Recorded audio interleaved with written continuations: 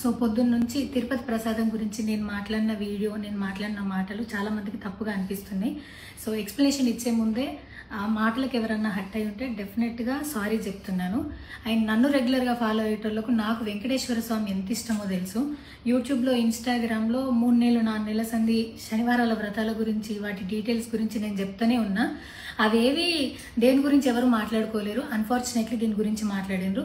ఏదైనా సరే తప్పు జరిగింది నా సైడ్ నుంచి. నా మాటలు తప్పుగా ఉన్నాయి తప్పితే నా ఇంటెన్షన్ అది కాదు. మేము రిచ్ అని అన్నది 10,000 L1 క్యూ లైన్లో నిలబడ్డప్పుడు, పొద్దున ప్రసాదం తీసుకునేటప్పుడు కాస్ట్లీ లైన్లో నిలబడ్డమని ఆ ఉద్దేశంతో అన్నాను. ఏం జరిగినా సరే ఇప్పుడు నేను ఏది ఇచ్చినా మీకు ఎక్స్ప్లెనేషన్ లాగానే అనిపిస్తుంది తప్పితే నేను తప్పు ఒప్పుకున్నట్టు మీకు అనిపించదు. అందుకోసం నేను దాని గురించి ఎక్స్ప్లెనేషన్ కూడా ఇస్తలేను. తప్పైతే నా సైడ్ నుంచి జరిగింది అండ్ నా తమ్ముడు సోను తరపు నుంచి కూడా జరిగింది. తను అవైలబుల్లో లేడు. తన తరపున, నా తరపున అందరికీ సారీ చెప్తున్నా. సో నా ఇంట్లో వెంకటేశ్వర స్వామి, నా చేతి మీద వెంకటేశ్వర స్వామి, అన్నిటికన్నా ముఖ్యంగా జీవితంలో నాకు అత్యంత విలువైంది నా బిడ్డ. నా బిడ్డను కూడా వెంకటేశ్వర స్వామి ఇచ్చిండు. నేను ఆయన గురించి తప్పుగా ఎట్లా మాట్లాడతా? అస్సలు ఆయన గురించి తప్పుగా మాట్లాడా. ఆయన గురించే కాదు, నన్ను రెగ్యులర్గా ఫాలో అయ్యేటోళ్లకు నేను అన్ని మతాల దేవులను మొక్కుతా, అందరి దేవులను మొక్కుతా. అందులో వెంకటేశ్వర స్వామి నా జీవితాన్ని మార్చేయండు. ఈ రోజు నేను అనుభవించే ఏది కూడా ఆయన దయలేకపోతే కాదు. అట్లాంటిది ఆయన గురించి నేను ఎందుకు మాట్లాడతా? అయినా సరే తెలుసో తెలకో పొరపాటు మాటలైతే నా నోట్ నుంచి, మా తమ్ముడు నోట్ నుంచి వచ్చినాయి. దానికి డెఫినెట్గా సారీ అడుగుతున్నా.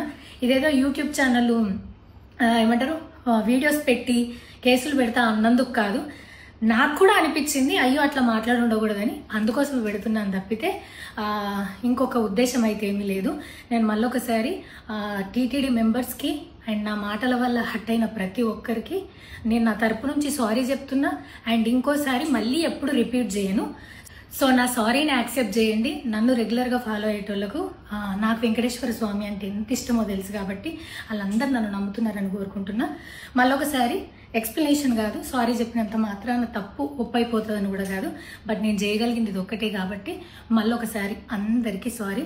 అండ్ డెఫినెట్గా ఐ ప్రామిస్ ఇంకోసారి ఇది రిపీట్ అవ్వదు. Thank you.